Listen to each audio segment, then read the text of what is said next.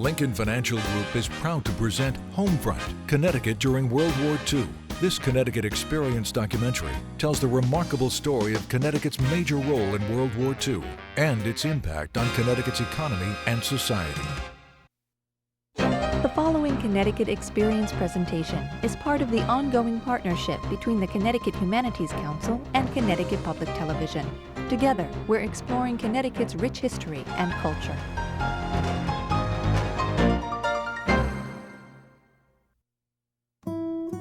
This is the former New Departure Foundry in Bristol, Connecticut.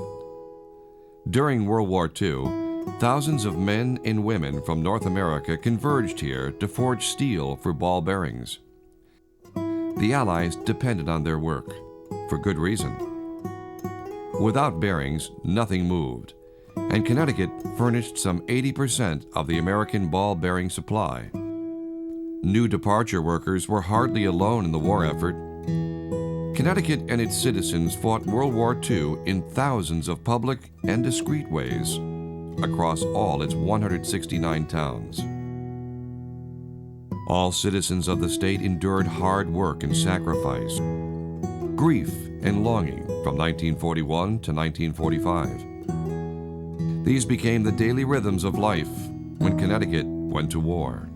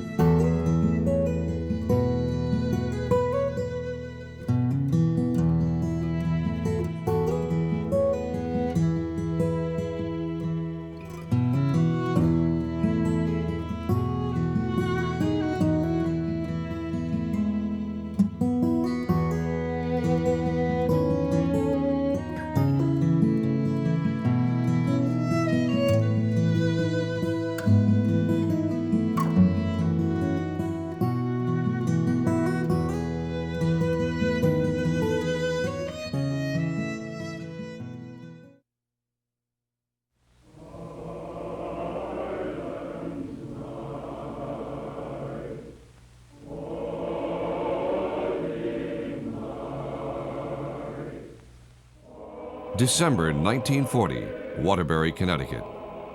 Above town, laborers harvested a thick pine from a nearby watershed and hauled it to the town green. There, among the elms, it would be the holiday centerpiece.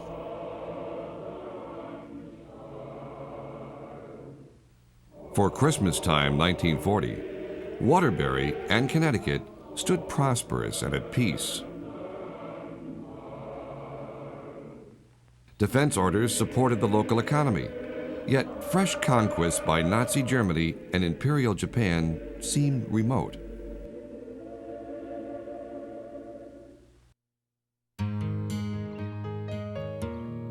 The United States applied Connecticut's industrial muscle in the effort against Germany during World War I. A generation later, the state's factories stood ready for a call to arms. Yet memories of horrific casualties kept the state divided as Germany again threatened the continent. The disillusionment with World War I was very strong in Connecticut during the 1920s. There's a strong peace movement, very active peace movement, and I think in general people felt that they had been burned. They had entered the crusade to make the world safe for democracy, and what they got out of it was a pile of debts that never got paid and a pile of dead bodies, and they had learned their lesson. Connecticut's reputation as the Yankee land of small towns and steady habits had become myth rather than fact by the 1930s. A fifth of the state's population had been born overseas. Connecticut was a very diverse state. It's a state that saw immigration, both the old stock immigrants of Irish and Germans and Northern Europeans, but also lots of them from Southern Europe too. So these are people who had a lot of stake still in Europe, something that was very dramatically shown in World War I. The hamlet of Southbury, outside of Waterbury, turned out to be the unlikely site for a major political battle between the pro-Nazi German-American Bund and its opponents. Boone leader Fritz Kuhn and his followers secretly bought land and started working on a training compound. When town officials heard about it, they took action. Leaders told the FBI, and agents followed Boone members. Residents passed the town's first zoning law and effectively banned further work on the compound. Kuhn's followers who worked on the camp were later arrested by the FBI and jailed throughout the war. In 1938, Connecticut voters elected Stratford lawyer and Republican Assemblyman Raymond Baldwin as governor. Baldwin was a graduate of Wesleyan University in Middletown, a city that reflected the state's diverse political and social landscape. Voters also sent John Danaher of Meriden to the U.S. Senate in 1938. Haunted by the horrors of World War I, Danaher emerged as a leading spokesman for neutrality. I saw my roommates and my classmates go out wishing to live, but willing to die in 1917. One was incinerated in a falling plane in Belgium. My own battery commander, with men I trained, went down when the Ticonderoga was torpedoed. We were told then, in identically the same phrases, without so much the change of announce, that the Kaiser was striving to gain world domination. There is not one simple slogan heralded today that wasn't used 24 years ago. John Danaher. Arguments over the war tested the debating skills of students at Baldwin's alma mater, Wesleyan. Students proclaimed a strike against war in April of 1938 in hope that peace in Europe would persist.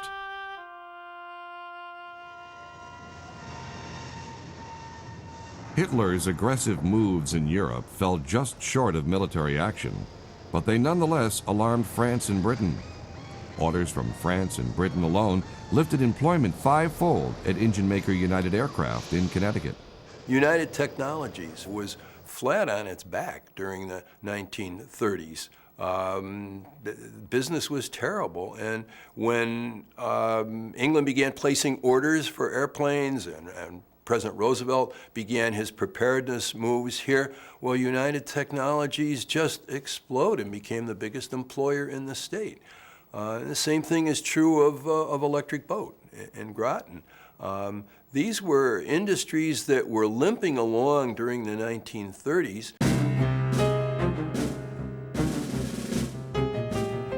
Nazi Germany attacked Poland on September 1st, 1939. Britain joined the battle in response and drew the United States closer to the European war.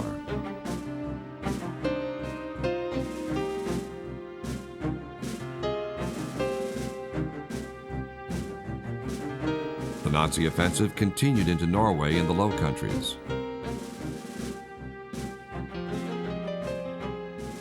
In spring 1940, armored columns swept into France, threatening Paris. The French capitulated in June.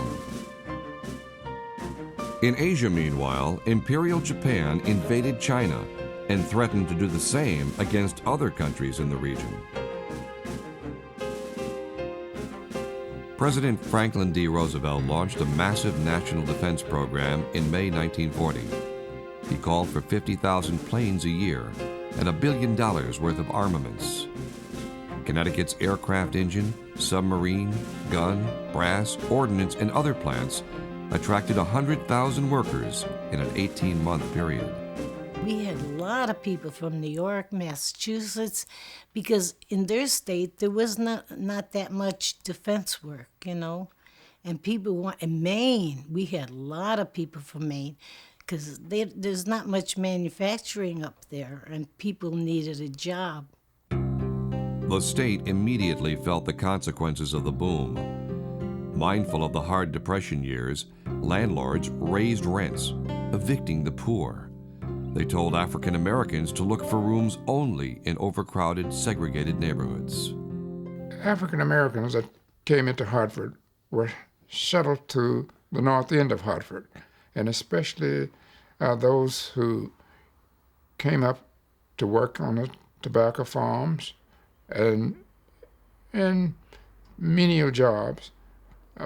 They were all congregated together on the north end of Hartford, and many in cold water flats, tenement flats.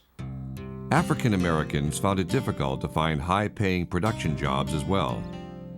A presidential order barring discrimination in the workplace was ignored.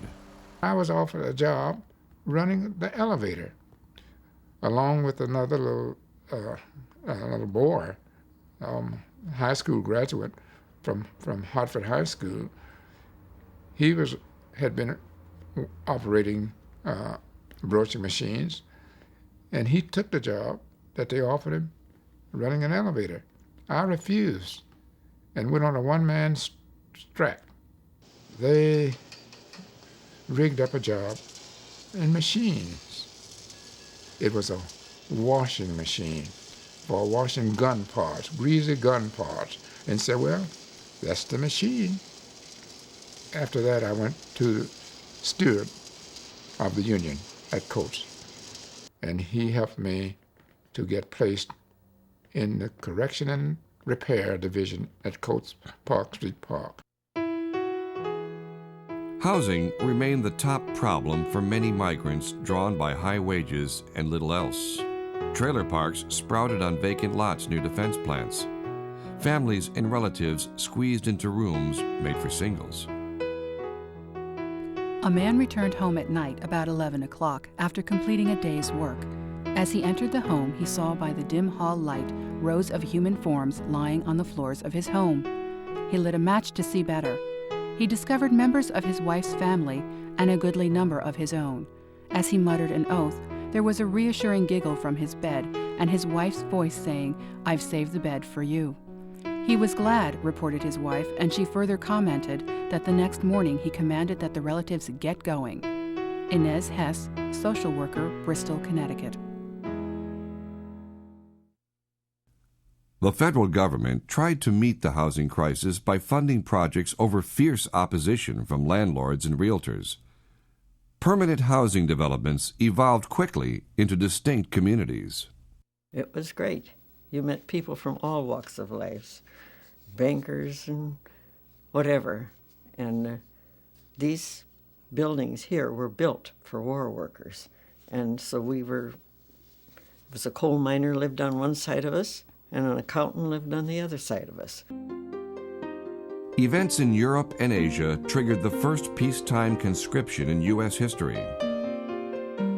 An estimated 246,000 Connecticut men between 21 and 35 registered for the draft in the fall of 1940. Governor Baldwin, meanwhile, formed a state defense council to oversee local preparations for war. President Roosevelt presided over the draft lottery in November. The first number drawn, 158. The inevitability of military service forced the hand of many young men. They decided to enlist rather than wait for their number to be called. I was in college. I graduated University of Connecticut in June of 1941. And I decided to enlist. There was no war going on, but there was talk about everybody having to spend at least a year in the service. So I joined the Air Force. I was never even been in an airplane.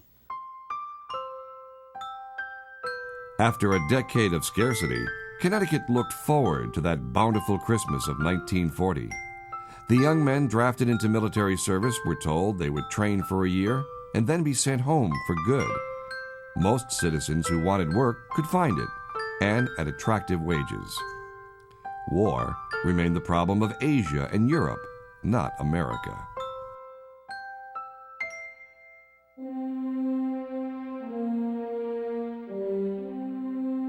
Washington, 1941. Voters re-elected President Roosevelt to a record third term in November. Inaugural parade organizers wanted to showcase America's military strength for the world to see. Instead, the parade revealed armaments that did not match the well-equipped armies of Imperial Japan and Nazi Germany. We had nothing to fight with. We didn't have an Air Force. The Air Force was part of the Army. The election of 1940 also sent Democrat Robert Hurley into Connecticut's governor's chair. Hurley was the state's first Roman Catholic governor. He inherited from outgoing Governor Baldwin a council to oversee civil defense. In addition, Hurley faced the grim task of sending the state's first National Guard units into active service. In February 1941, President Roosevelt ordered the Connecticut National Guard to Florida and Georgia for training.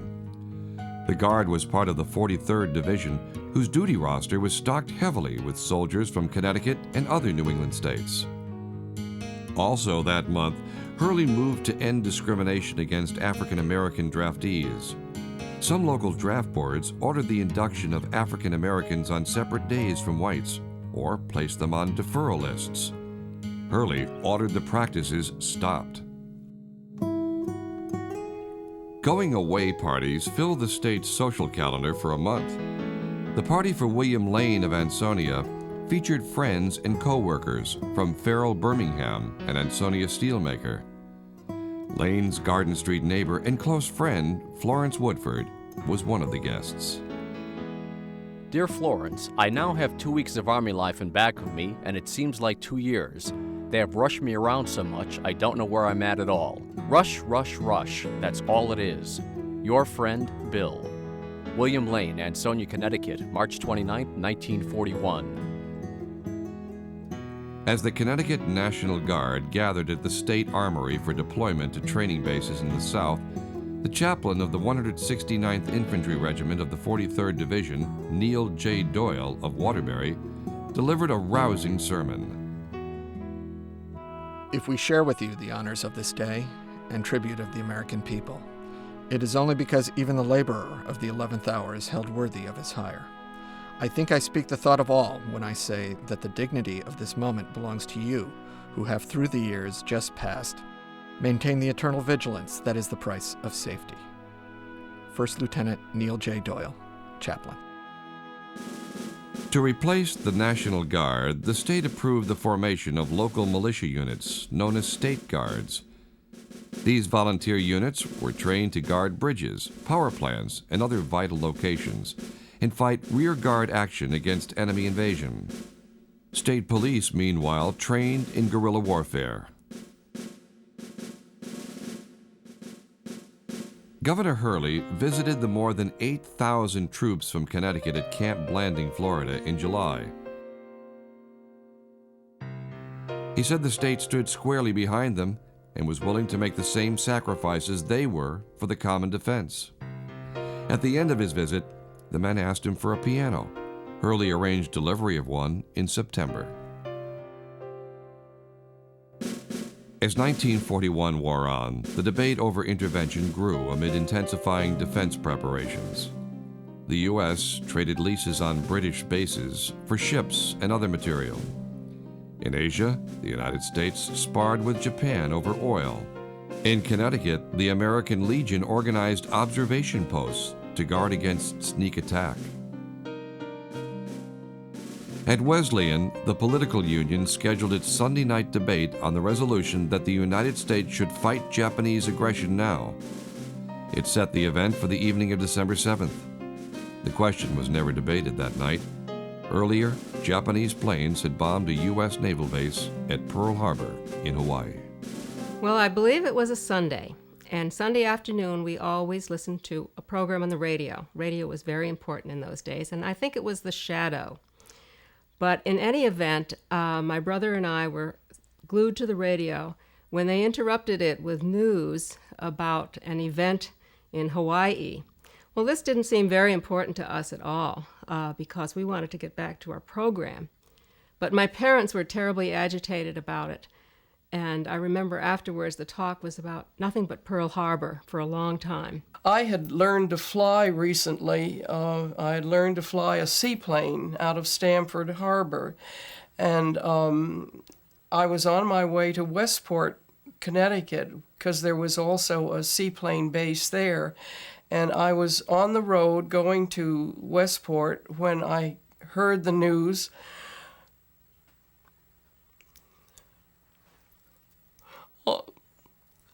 on the radio The December 7, 1941 Japanese attack on the naval base at Pearl Harbor killed 2,400 Americans, including 7 from Connecticut. The next day, President Roosevelt asked Congress to declare war on Japan. Germany declared war on the United States on December 10th. Shortly after the Pearl Harbor attack, a Hartford minister stood at his pulpit and quoted a poem about the legendary Dark Day of 1780. Huge plumes of smoke from forest fires in New York drifted into Connecticut and obscured the sun, scaring everyone. This may well be the day of judgment which the world awaits.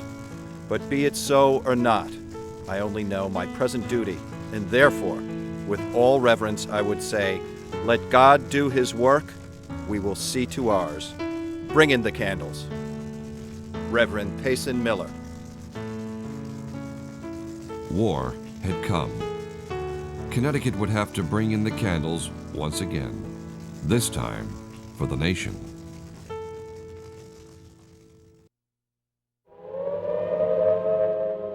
London, 1940. Nazi bombers pounded the city day after day. After Pearl Harbor, Connecticut feared a similar German onslaught. The War Department placed volunteer air spotter stations on 24-hour alert. Civilian planes were grounded, airport beacons turned off, and air markings on buildings obliterated. On December 9th, rumors spread that German planes and U-boats threatened the East Coast. Schools closed, and children were sent home to await further instructions. The rumors were found to be false. We weren't afraid of planes so much, but the subs. And there were rumors quite often about them being in the Sound and going up the river. And certainly we were concerned. England's reaction to Nazi bombing provided the blueprint for Connecticut's preparations, including evacuation. Bridgeport, the state's largest city, would send its evacuees to the Massachusetts border and east. Waterbury's would head north. Hartford's would fan out in all directions except to the east. New Haven's evacuees would be directed as far north as Marlborough. New London's evacuation route pointed to the eastern hills. My grandparents had a farm, and which my parents owned jointly with them. And the idea was that we would all make our way eventually to the farm, and that there we could raise vegetables, and my grandparents raised pigs, chickens, dairy cows, and that perhaps there we could have some sort of a normal life or resume it. And I don't know whether it was a dream or whether it was just their need to have some sort of a plan. Greenwich and other southeastern Connecticut towns feared a massive exodus from New York more than Nazi bombers. They purchased barricades and planned to direct New Yorkers northward. Incendiary bombs that caused massive fires in London created the greatest fear in urban areas. Even a small air attack could ignite Connecticut's tinderbox cities. Civil defense authorities held drills to show how to extinguish incendiaries before it was too late.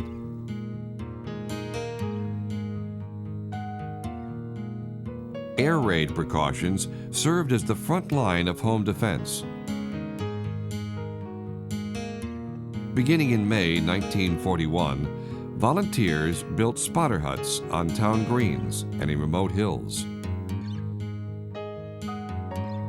In cities, spotters stood atop municipal buildings and scanned the skies. Local people manned these things in bitter cold and scorching heat 24 hours a day in the early years to look for enemy airplanes. As if there was any chance that they would come. I'm not sure there was any chance that they would come. Civil defense people, I have seen maps that civil defense volunteers had of their neighborhood, and where the home of each of their neighbors was labeled and where every entrance and exit was. In case there was an emergency, they could come in and help. So I think there was a feeling here, certainly, of this is a part of an important cause and we're willing to give of ourselves to it. We had a phone line that we had to call, and every plane that flew over our territory within our range had to be reported. I don't think we ever had anything that shouldn't have been there. School children learned how to survive an attack.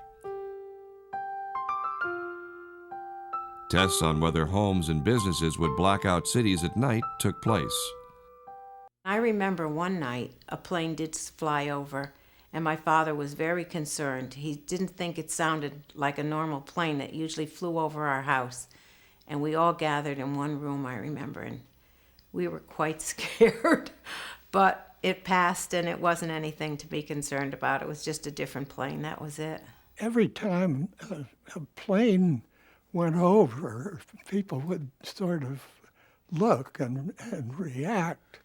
And of course that disappeared after a while, but at the very beginning, there was a great sensitivity to what seemed to be a possibility of foreign attack.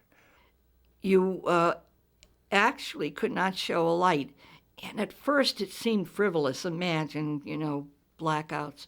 But there were on the coast. We were near a naval installation in New London. We were near, a bridge. These could possibly have been targets if they ever got to our coast. In April 1942, the Army further tightened restrictions when it ordered coastline towns in Connecticut and cities bristling with war plants to dim all lighting each night. Silhouettes generated by seashore lights made it easier for U-boats to find Allied shipping. And inland sky glow above cities might serve to direct enemy planes to their targets. The Germans had a pretty powerful Air Force, and we were convinced that if the war went on too long, they'd get to us. Electricity companies installed shields on streetlights. Drivers covered the upper half of their headlights and used low beams at night. Speed limits were reduced to 20 miles per hour. Blackouts and dimouts formed a part of a larger, more complex array of elements that led to fear and mistrust on the home front, particularly in the tense months after Pearl Harbor. Workers who used to breeze into plants now had to show identification cards for the first time. The state health department kept original birth certificates under double lock and key to prevent fifth columnists from using the papers to obtain work at critical war plants.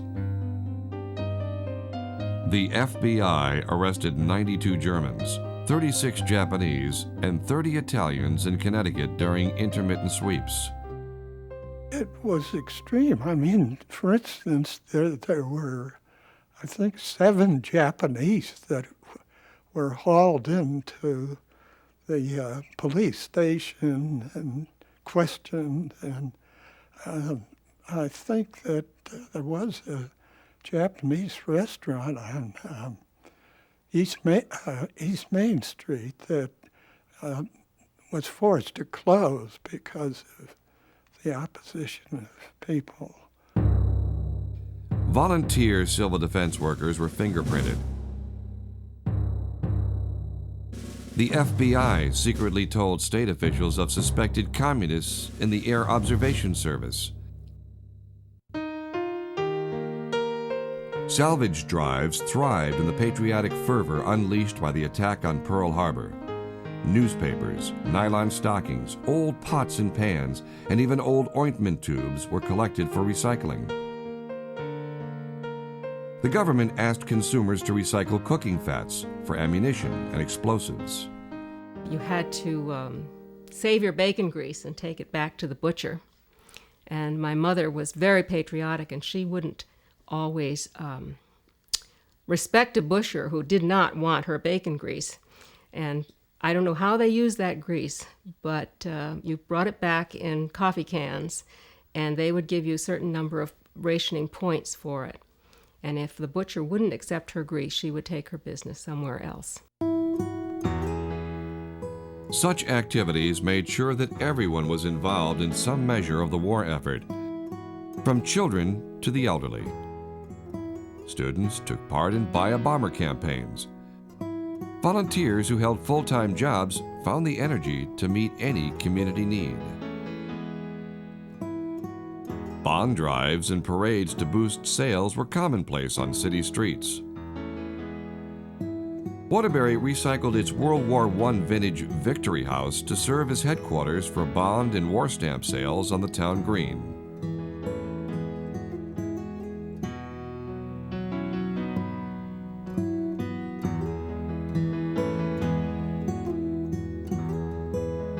Teenagers and young women joined formal and informal clubs to help entertain soldiers and sailors stationed in Connecticut.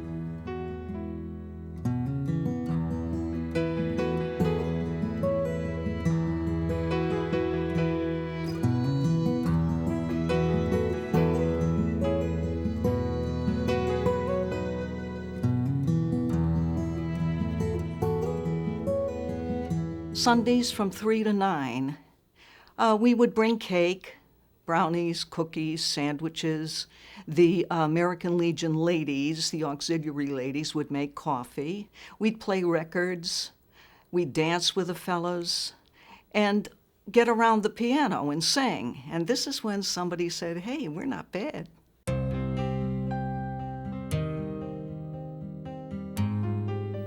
All of us are used to spending money for things that we want.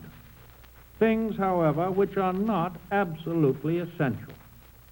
We will all have to forego that kind of spending because we must put every dime and every dollar we can possibly spare out of our earnings into war bonds and stamps.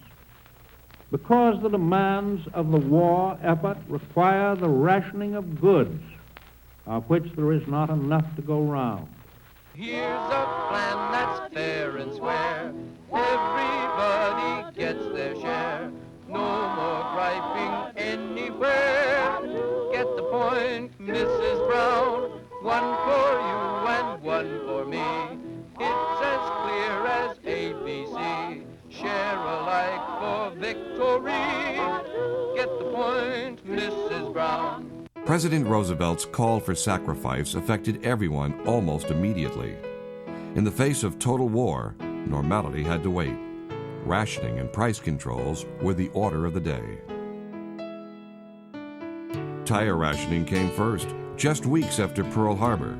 New cars could not be sold after January 1st, 1942.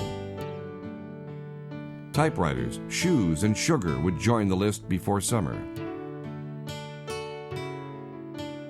Meat was rationed, but became scarce anyway. People waited in line for hours to buy cuts that, before the war, they wouldn't touch.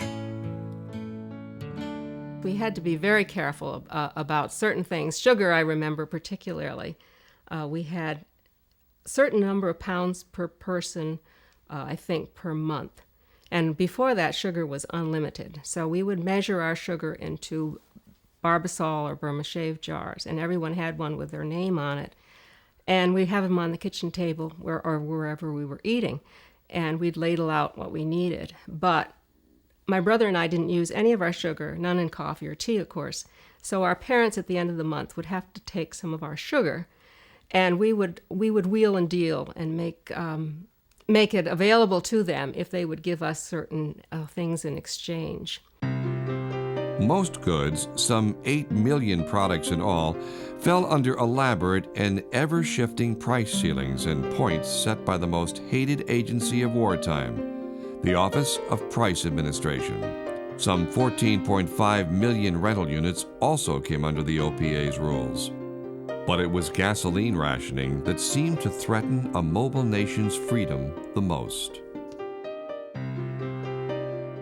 On July 22, 1942, the federal government ordered gasoline rationing. Local rationing boards determined how gasoline would be distributed, from the ordinary A coupon for 240 miles per month to the unlimited mileage available under the X stamp.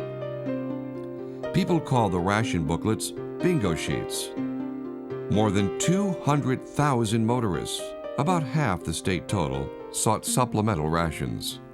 There is a tension between people's desire to sacrifice and willingly accept their A card and drive such a limited amount, and their willingness to buy on the black market and find places for gas. Despite rationing, shortages of essential fuel and food developed in 1942 as the war effort consumed most of the nation's production. Nazi U-boat attacks on coastal shipping made things worse. The winter of 1942-43 was particularly harsh for the state's 350,000 homes heated with either oil or kerosene. The day after Christmas 1942, Governor Hurley declared a fuel emergency as stocks dwindled in the face of war demands and transportation bottlenecks. We were renting a downstairs apartment in Deep River, and the old lady that owned the place lived upstairs. Well, it didn't bother her. She went to bed at 7 o'clock at night. But believe me, it was so cold there. There were times we sat on the radiator in order to keep warm.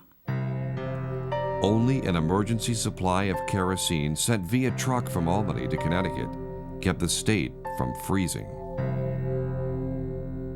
Real and potential food shortages, too, loomed for Connecticut.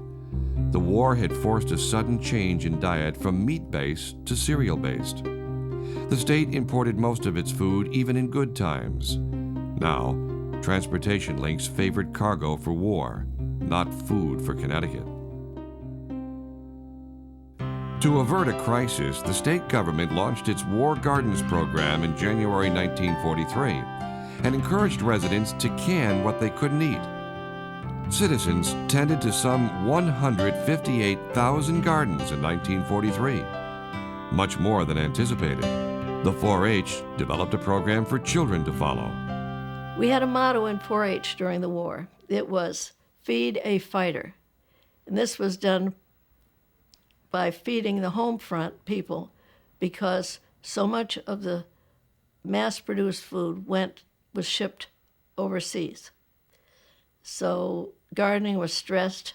The people next to me decided to raise chickens for the war effort, and they had a huge chicken coop, so we were awakened quite early with the chicken cackling. And they had the droppings right on the border, and in the summertime it was horrible. And the doctor came up and he thought I should complain to the Board of Health, but they were good neighbors and everybody needed food. It was scarce. So I talked to the neighbor and he said, "The day war ends, the chickens will be gone." And he kept his word, that was it, and he cleaned up everything. An invasion did occur in Connecticut after all, but it was the Americans who landed. Naval bases were expanded or established in New London and Groton. The Army encamped in state forests. The popular Hammonasset State Park closed in October 1942 to let the Navy use it for aerial gunnery training.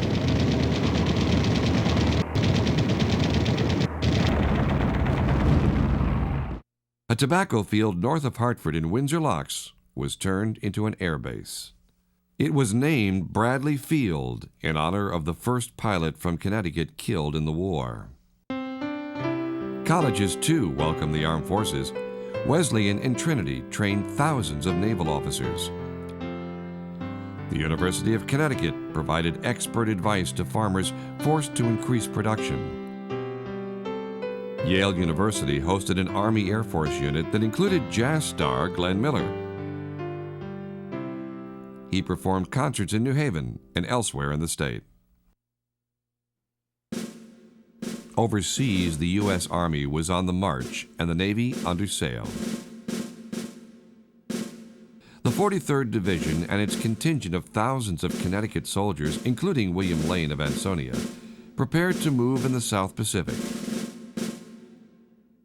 They had taken part in the largest maneuvers ever.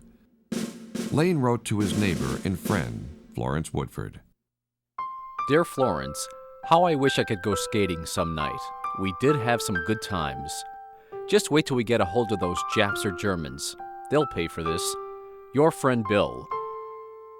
William Lane, Ansonia, Connecticut.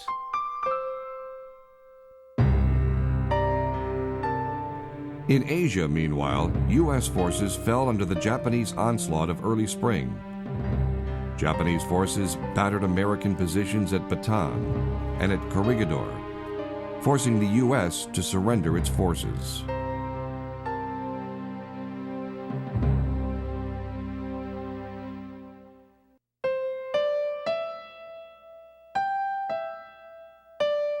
Among the men taken prisoner at Bataan was John Bennell of the small town of Lebanon, Connecticut. The Japanese army forced Bennell and thousands of other U.S. and Filipino soldiers to march to prison camp in searing heat, without food or water.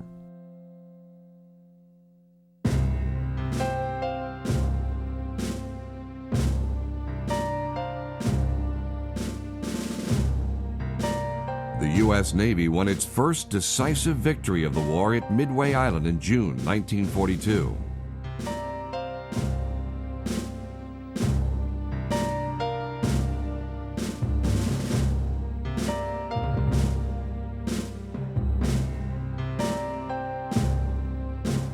In November, Japanese forces gave up their battle for Guadalcanal.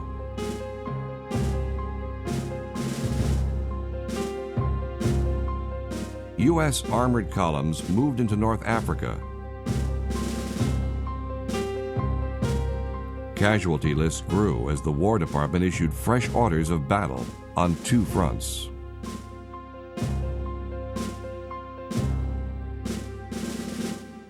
The people that I knew, I hesitate to say they were blue-collar people, but they were certainly not the upper echelon. So many of them had somebody in the service. And I'll never forget driving down Broad Street. We were going to do a job at Fafner Bearing, which was, New Britain was a tremendous hodgepodge of war industry. I mean, it just had all sorts of things going there. And I remember driving down Broad Street, which I believe was predominantly Polish. There was not a building that didn't have the flag in the window showing that there was somebody in the service. And, there was more than a few silver and gold stars indicating wounded or even a death. Back at Wesleyan, editors reflected on the first year of the war. On the whole, Wesleyan's reaction to the opening blow was much like that headless chicken feeling, mingled in one great swelling emotional surge. Yet to come were the slackening ardor, accompanying the college-as-usual behavior, the irritating annoyance of rationed gasoline, sugar, tires, meat, and coffee, the dull sorrow of friends lost, the final recognition of the problem's magnitude. The Wesleyan Argus, Monday, December 7th, 1942.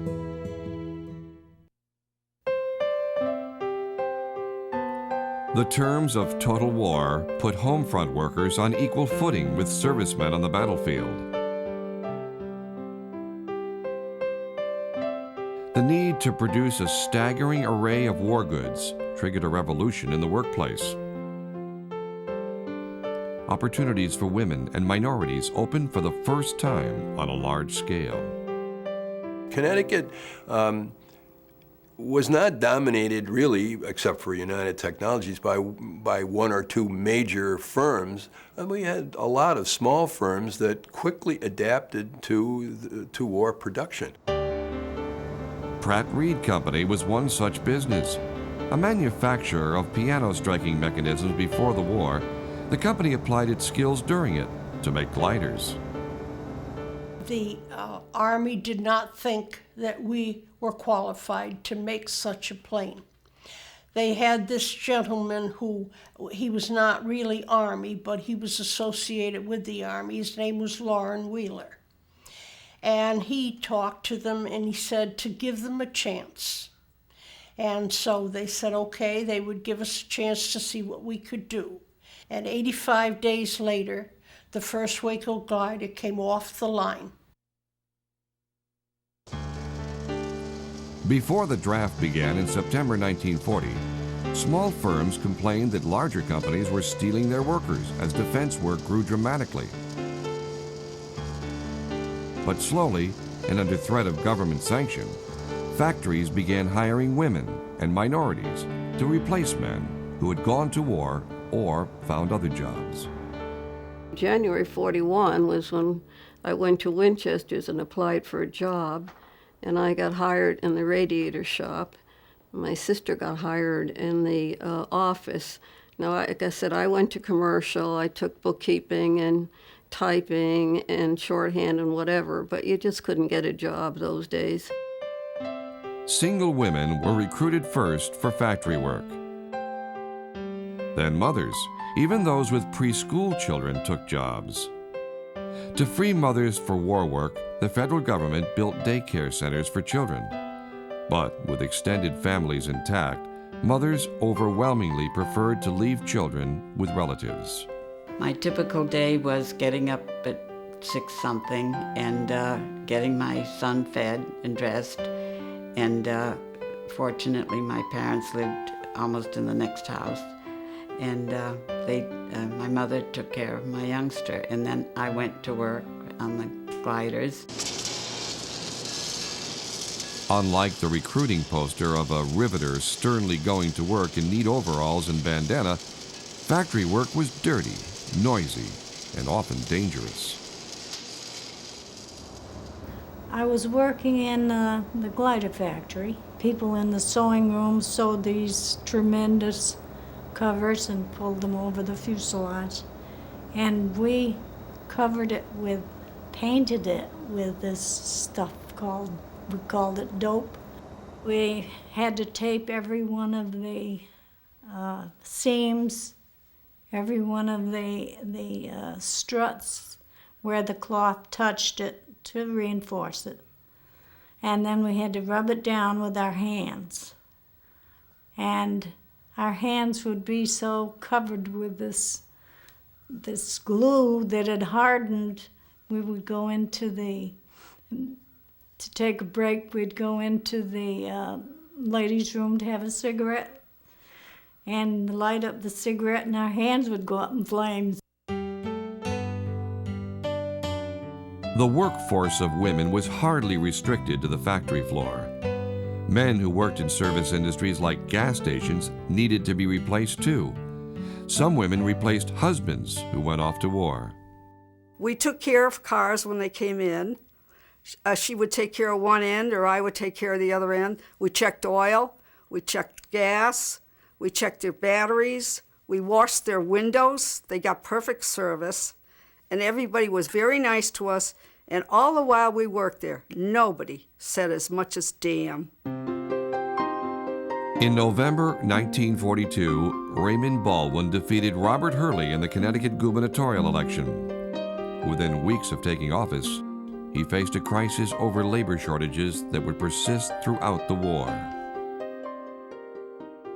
The War Department, concerned over the ability of labor-starved areas to meet critical production, placed 4 Connecticut cities on a list of 32 across the country. These cities, Bridgeport, Bristol, Hartford, and Waterbury, would no longer receive contracts unless they met production guarantees. In March 1943, Baldwin suspended state laws that prevented women from working after 10 at night and from working more than 48 hours a week. Labor unions were furious, but the order stood. Thousands of black workers from Jamaica, Barbados, and the Deep South were brought to Connecticut to work. Initially invited to Connecticut's farms for seasonal work, Many stayed permanently to work in factories.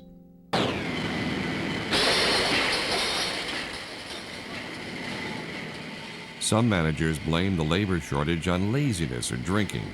The truth was more complex.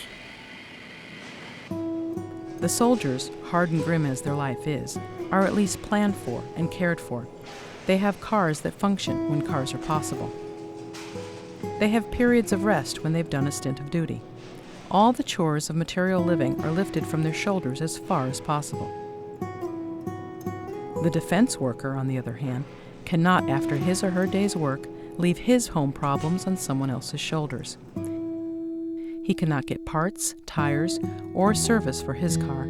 He cannot get all the food he needs. What he does get is in such driblets that he has to spend a good deal of time after nearly every working day in the search for food. Tires are smooth, cars wearing out, not a handful of mechanics in all the surrounding territory to keep the cars in condition.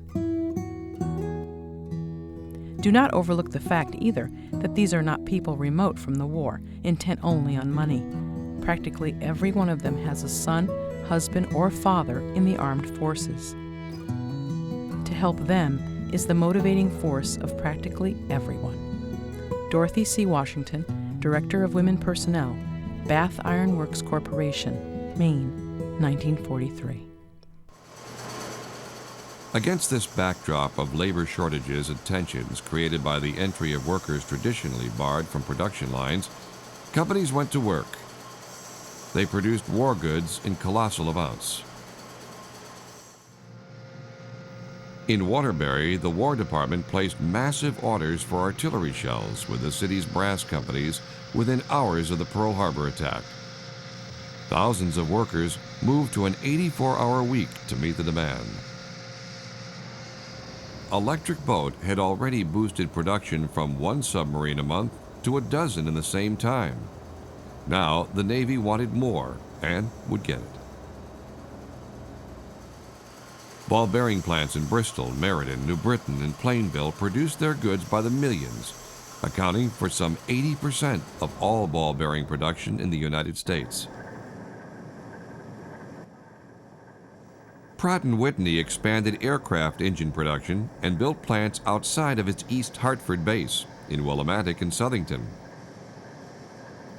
Remington Arms in Bridgeport produced 3.4 million rounds of ammunition per day. And the list continued. Vought Sikorsky in Bridgeport and Stratford made Corsairs for the Navy. In Middletown, Russell Manufacturing made 7.1 million yards of woven pockets used in armored vests and in machine gun belts. Stanford's Luda Marine moved from making pleasure craft to PT boats and landing craft for invasions. Even a tiny mom-and-pop machine shop in Coscob got into the act. Harry Powers and family earned an Army-Navy flag for production excellence.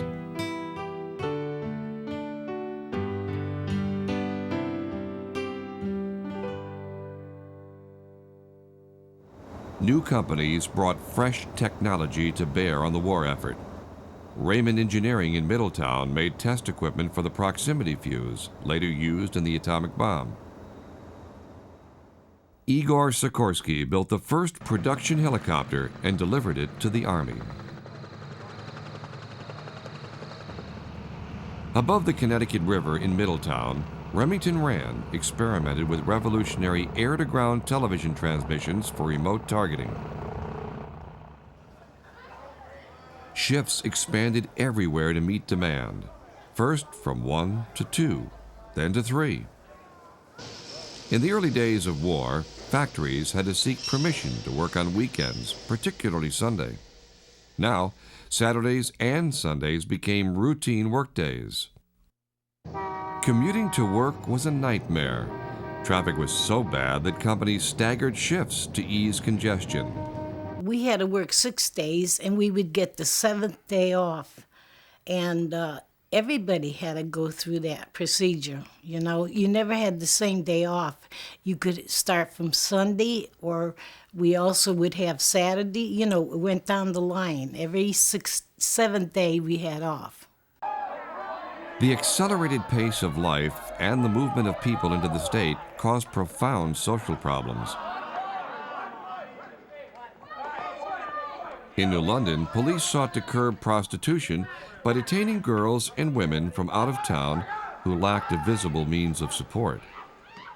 There were a lot of latchkey children during this period that had to shift for themselves because of it, and most communities were concerned about the social problems that came from that.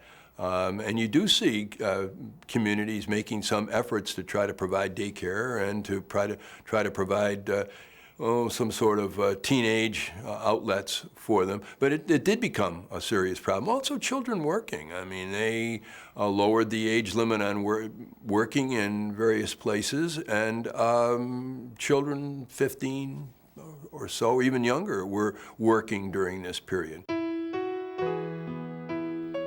Teenagers were recruited to work in traditional jobs on farms, but they also found money could be made in factories. One foundry manager complained that under the law, children could fly raids over Germany, but not work in foundries at home.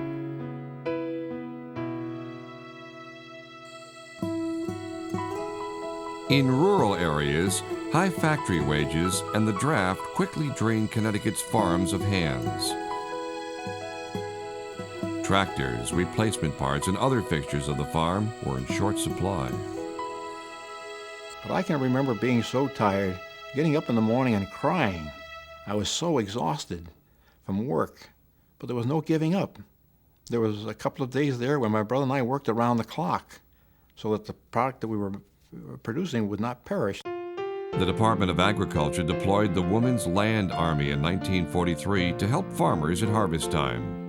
They eased the crisis. Teenagers were brought in from many parts of the country to help and lived in camps near the farms. They picked strawberries in Bolton, vegetables in Southington, apples in Middlefield, and both vegetables and apples in Litchfield. The drain of labor to factories meant that help in hospitals for the mentally ill and the infirm evaporated. Education, too, was not immune to the drain of men and materials. One-room schoolhouses were still in use in rural towns such as Ledyard and Avon. Newtown reopened its one-room schoolhouse for fifth graders. We had a wood stove that the teacher had to keep going. They'd bring a jug of water every week, I think, for us. And there were outdoor bathrooms and no playground at all. We just sort of ran around the schoolhouse, and there were cows in the field next door. As the war shifted into high gear at home as well as on the battlefield, the term necessary man emerged.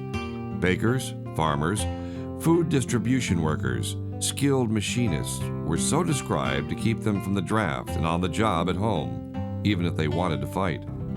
At 43, I was 21 years old and married. And they interviewed me, and they classified me 2C, which was the farm exemption. They said, you're more important on the farm than you are in the Army. You can do more there. It took 18 points to qualify for an exemption if you really wanted to qualify for an exemption. And a point was one cow. In other words, if you had 18 cows, you could get by, or the equivalent in broilers to one cow. So they had it all worked out mathematically as to what each point was. Well, you needed 18 points. I had 88 points. That's how much work we were doing. So you can imagine the hours that we were putting in. In January 1942, the Farrell Birmingham Company of Ansonia sought to transfer William Lane from active duty in the 43rd Division to the plant as an essential key employee, a necessary man. The War Department agreed. Lane was free to return to civilian life. On a hill above town, Lane announced his decision to neighbor, co-worker, and friend Florence Woodford while on furlough. Woodford and other workers from the plant had attended Lane's going-away party when he entered the service. The lights twinkled in the valley for miles round about. It was all so peaceful. And Bill said, "Florence, I want you to know and understand why I chose to stay in the Army, why I must now go and fight the Japs. It is for you. It is my pleasure, my privilege, and my duty. Believe me, they're going to pay for the time we can't go skating and dancing and to work together. Don't you understand? You must, because that is why." Florence Woodford, Ansonia, Connecticut. The 43rd Division moved out that fall for action. After helping to capture the Russell Islands in February 1943, Lane and the 43rd Division headed for Rendova and Munda in the New Georgia Campaign. Dear Florence, I got the V-mail letter from you yesterday in which you said you had subscribed to the Reader's Digest for a 2-year subscription for me. Thanks a lot, Florence. I appreciate it a whole lot. I only hope I can read most of the issues back home in an easy chair. Your friend Bill. William Lane, June 15, 1943, somewhere in the South Pacific. Woodford replied on July 5th. Today we were up the river. We've swept up all the oak leaves, wanted to clean up for fear of fire, and brushed the limbs off the roof, etc., so that we can keep the shack upright until after the duration, when we'll all enjoy it again. As ever, Woody. P.S. I visited a quaint little church and there was a book to put names of these in the armed forces one wished prayers for. I put your name down. God keep you. Florence. Florence Woodford, July 5th, 1943. Military postal officials returned the letter unopened. Lane was aboard the Liberty ship Aludra outside Guadalcanal at dawn on June 23, 1943. A Japanese submarine found the ship's silhouette against the sunrise and attacked. The torpedo found its mark. Lane and other soldiers who hitched a ride on the ship to return to their units were killed. The increased tempo of work, shortages and rationing, social problems, and the always present sense of sadness and loss dampened the enthusiasm of the first months after Pearl Harbor. Everybody was tense. You didn't know what you were going to hear next. Listen to the radio. We didn't have TVs. And of course, some of the announcers had that way of talking so that you felt there was doomsday coming. No, it wasn't a comfortable time. President Roosevelt framed the terms of war in January 1943 at a conference in Casablanca with Allied leaders, including Britain's Winston Churchill. War would end, Roosevelt said, when Germany and Japan surrendered without conditions. He asked Americans to sacrifice even more than they had already to achieve that goal.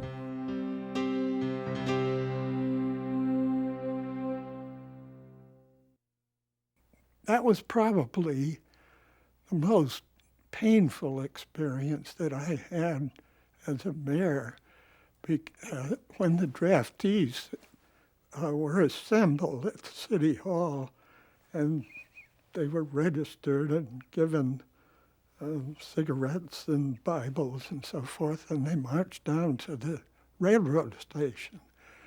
And I made it a point to go down there and speak to them just briefly. I mean, you couldn't make any oration, but to bid them farewell.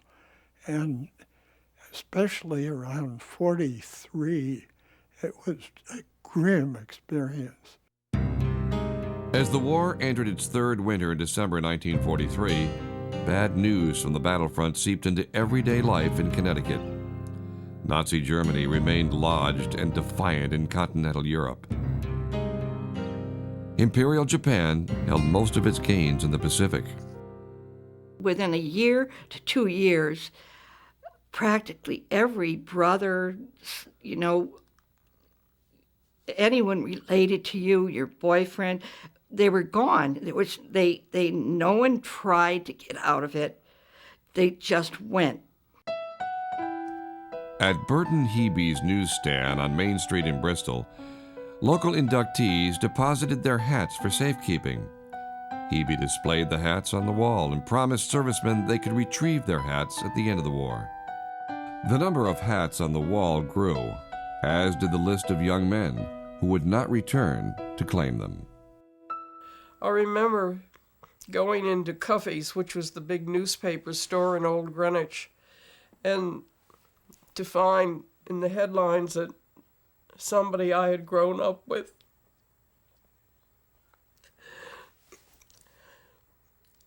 had been killed in the invasion in the Pacific. That was later on in the war, of course. But that was the thing you always dreaded.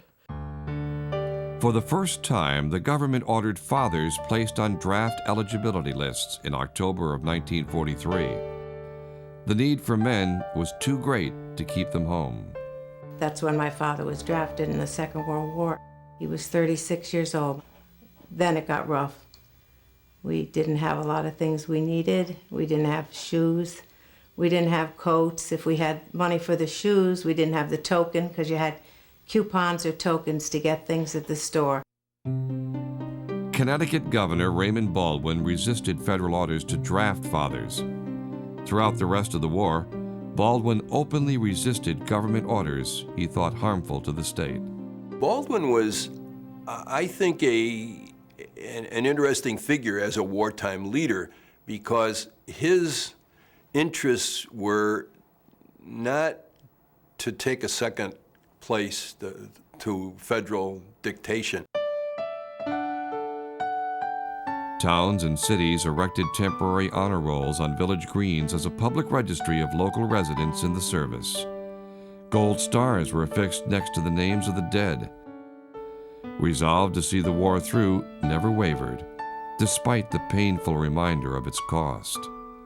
Of course, 43, Italy was really tough. And yes, I mean, it's good.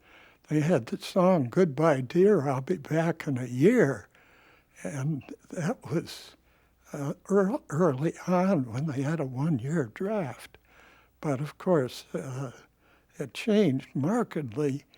But I thought it was significant that there seemed to be acceptance, that there was certainly no demonstrated opposition or vocal opposition. I mean, everybody seemed to take it as something that had to be done.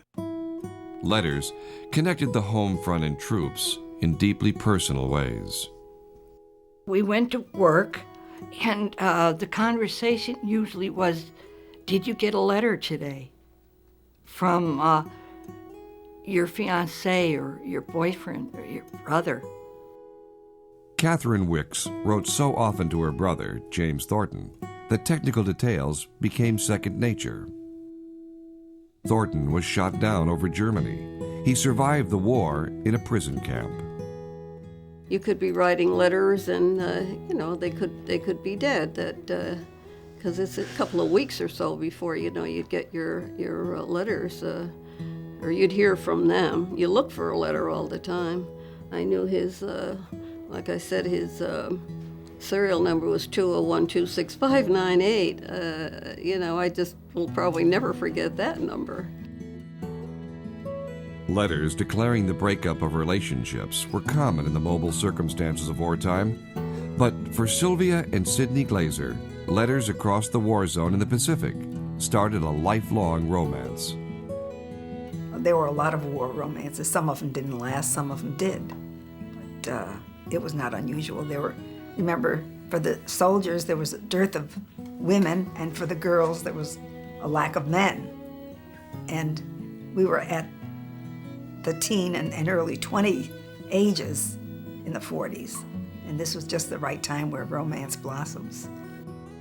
Telegrams rapidly sent information to and from the war zones, but rarely contained good news when directed toward the home front. In the movies and everything, you see somebody ringing your doorbell and, like an officer in the service or somebody handing you a telegram. Well, this was under the door. And the minute I saw it, his being in the service and flying, I expected the worst. I was afraid to open it. So I ran over to the local grocery store.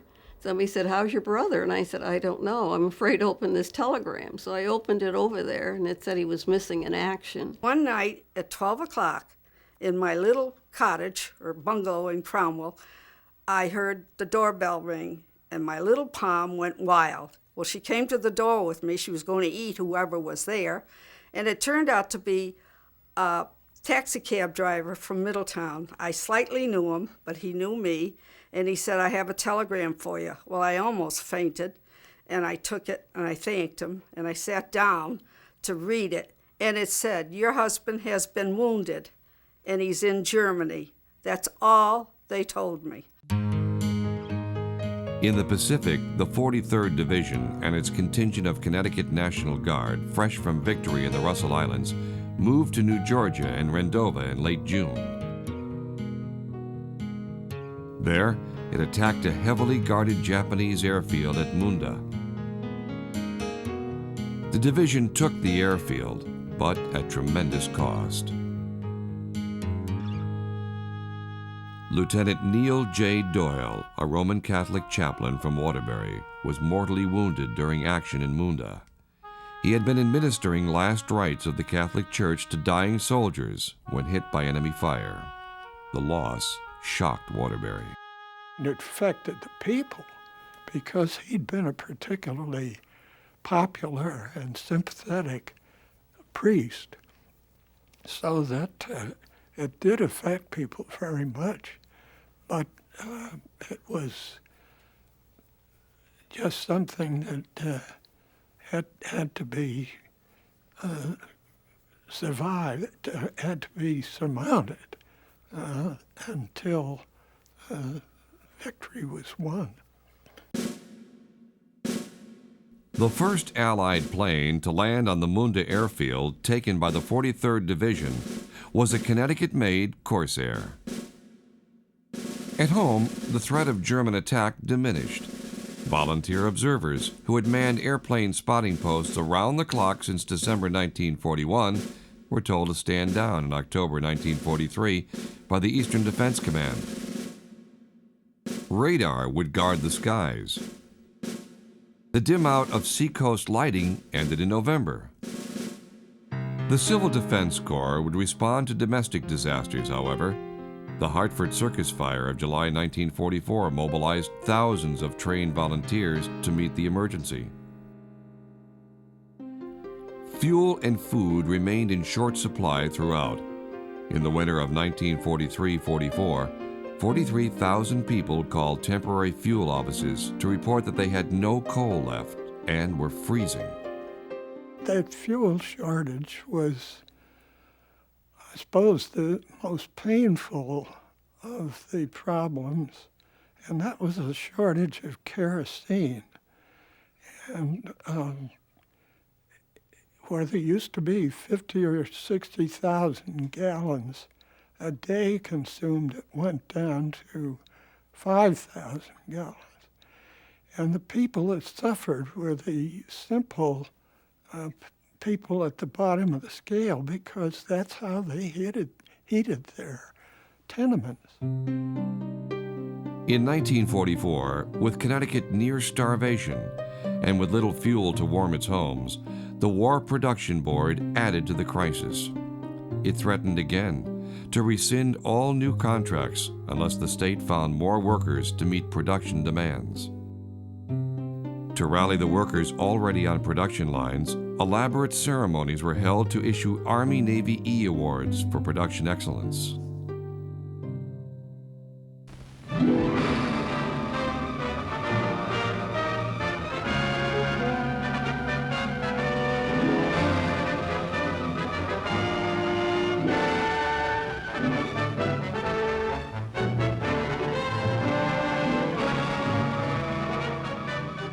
The ball bearing industry received particular attention. The War Department produced a movie on the importance of bearings. and held its premiere in Bristol.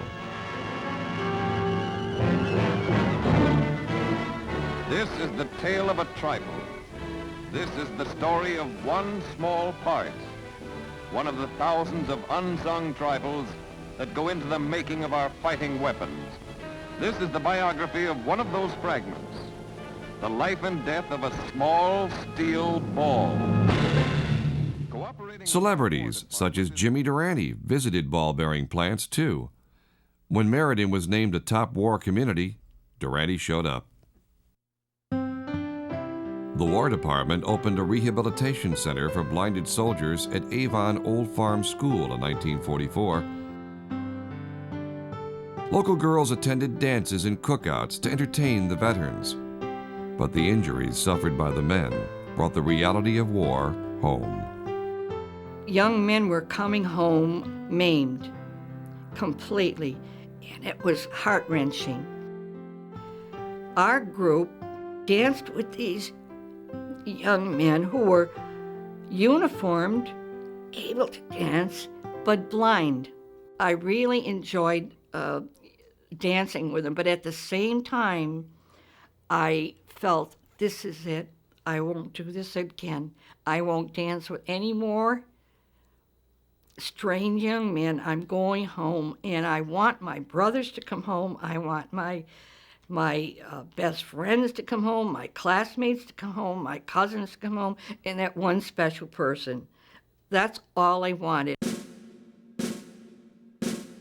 Hopes for an end to the war soared on June 6, 1944, when the Allies invaded France on the Normandy coast.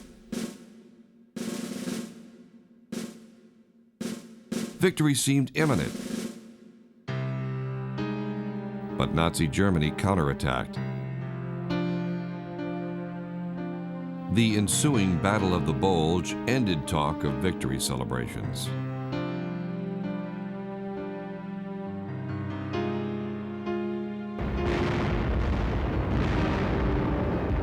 As Allied forces closed in on Germany, shortages of food worsened at home. The Army requisitioned all chickens from the Delaware, Maryland, Virginia area, triggering a virulent black market on poultry in the Northeast. Many Connecticut poultry farmers openly defied orders to stop selling above ceiling prices.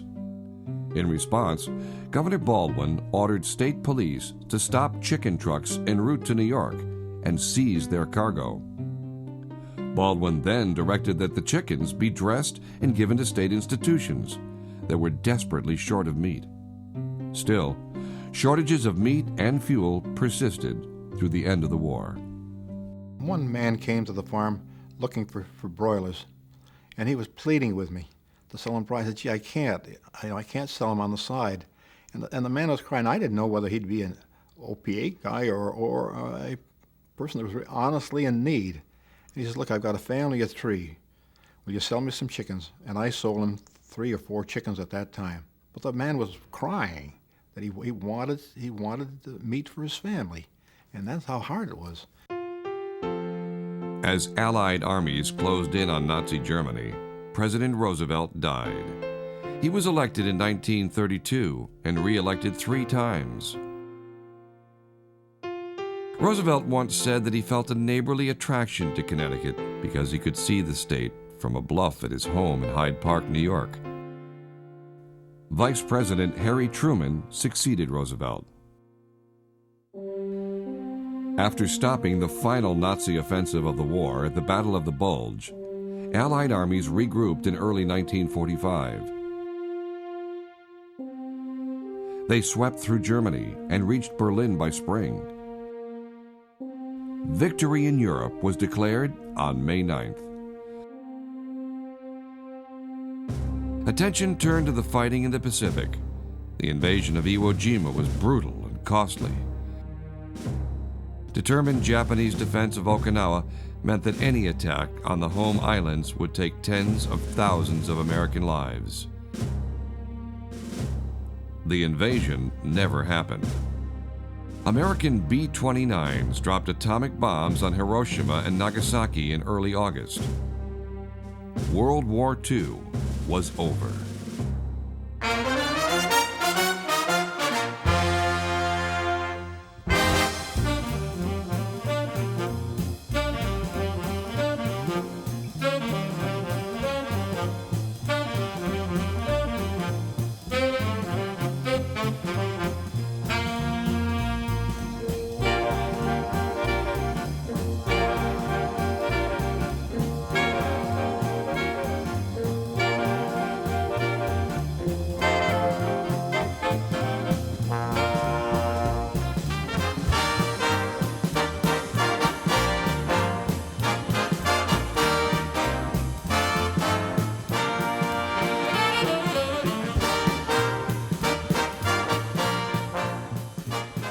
were out on their front porches with pots and pans and slamming them together and banging on them with spoons, and toilet paper was thrown from one side of the street to the other. It was everywhere. They had built bonfires, and everyone was out just yelling and screaming and cheering. We were so happy.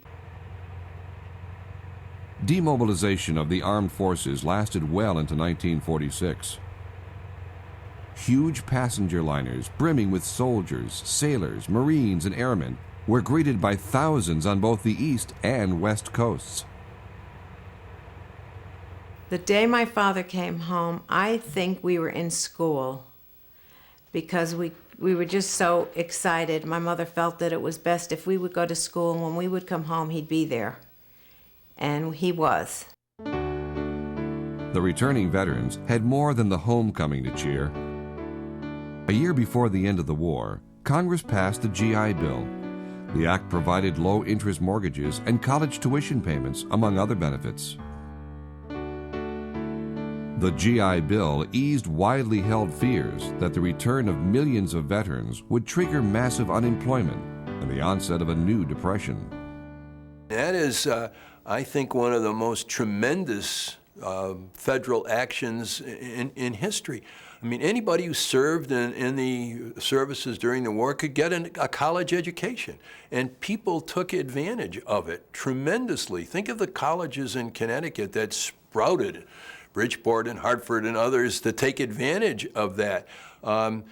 Here at the Danbury State Teachers College, it was called then, it exploded in size because of returning veterans.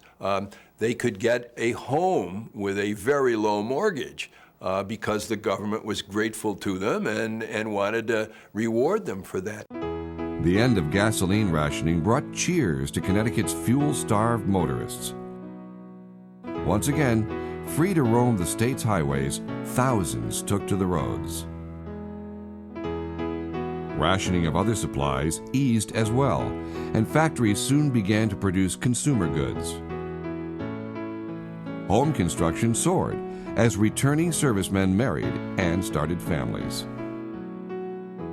I remember the marriages starting in, was it 1945? You couldn't get a place. You had to call ahead. You had to really make arrangements for your marriages, because there was 3 marriages at a time on a Saturday. There were so many people getting married. The 43rd Division and its contingent of Connecticut soldiers fought their way from one end of the Pacific to the other during the war. The men who stayed in the service served as part of the occupation force in Japan. About 210,000 Connecticut men and women served in the military during the war. Almost 2,600 were killed in action. Hundreds more died of disease or from accidents. Another 500,000 worked in the state's war plants, including almost 200,000 women. More than 80,000 people learned first aid. 102,000 volunteered for civil defense. The state's factories became racially integrated. Women were accepted alongside men on the production line for the first time. But segregation persisted in housing and lasted long after the war. Most of the factories that served as the arsenal for the Allies turned into relics within a generation of the war. The large ammunition, brass, and ball bearing industries moved in search of low labor costs or closed altogether. For the aircraft engine and submarine construction industries, the immediate onset of the Cold War with Russia generated fresh opportunities for long-term defense work. The war really did turn us into a military-producing garrison state, really. And that has been both the strength and the weakness of the economy. Wesleyan returned to its pre-war routine with one exception. It built housing for a typical post-war student, a veteran married with children. The wartime governors followed different paths afterward.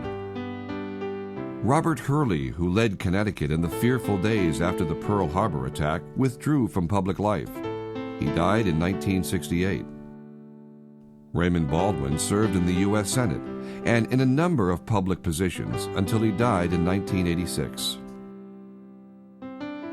John Danaher of Meriden, who opposed intervention in the war until Pearl Harbor, lost his re-election bid for the U.S. Senate in 1944. He died in 1990 after serving as a federal judge for more than 30 years.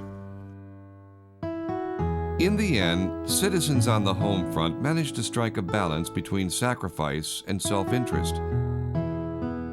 They drew the line when thought necessary, particularly over federal attempts to restrict where they could work. On September 11, 1946, President Harry Truman offered relatives of war dead a choice to bring home remains or leave the bodies in military cemeteries overseas. I remember one of the fellows, our milkman's son, who was in my class too. He went over, and his friend Richard went with him. And Warren didn't make it. Richard came back and told Warren's folks, you know, it was sudden. He didn't suffer. And he was buried over there somewhere in the Philippines. And I remember after the war, his father sent for the body. And my mother said, why don't you let him rest? No, he said, if it was yours, you'd want him back here too.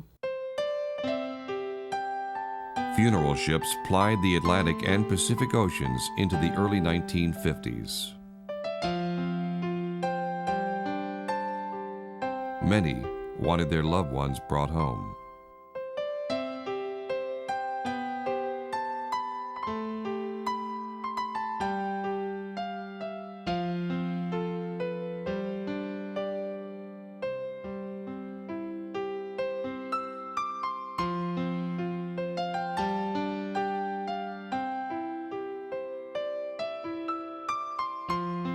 Soldiers wounded in battle live with pieces of shrapnel lodged in their bodies. Memories of war were hard to shake. My husband was a very nice person, and sometimes after the war, I would see him sitting in the living room and he'd have a tear in his eye, and I'd say, honey, what's wrong? He was a gunner on a mortar, and he said, you know, Peggy, it bothers me so. I wonder how many people I killed. He wouldn't kill an ant. He was such a good person, and this really weighed on him, and I think it weighed on him till he died. We went from silly girls to caring young women. Just like the young men that had come home, they went to work as boys, and they came home men. In the small Connecticut town of Lebanon, the war did not end in 1945. John Bennell was one of the first casualties of the war, dying of starvation in a Japanese prisoner of war camp as a result of the Bataan Death March in 1942. His mother, Jessie, did not hear of his death until 1945 and had never seen his grave.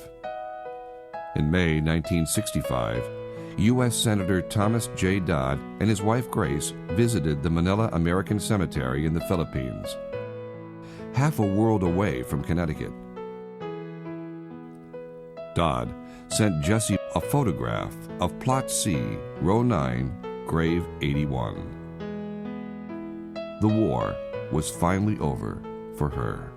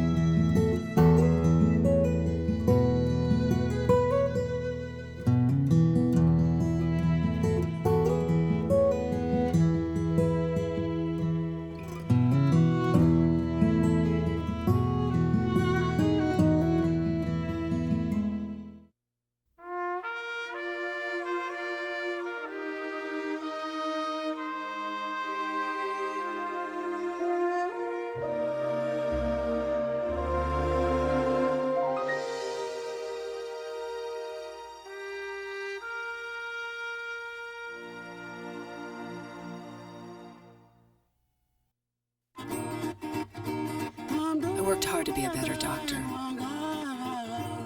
I worked hard to be a better businesswoman. I worked hard to build a better practice. How can I make sure my money works hard so I can spend more time just being a better person? At Lincoln Financial Group, we offer clear, understandable financial planning to help you protect and enjoy the work of a lifetime. Lincoln Financial Group, clear solutions in a complex world. Genesis Elder Care. For over 16 years, Genesis, through their owned and managed centers and assisted living facilities, has been providing rehabilitative and long-term health care to people of all ages, with locations throughout New England, on the web at ghv.com.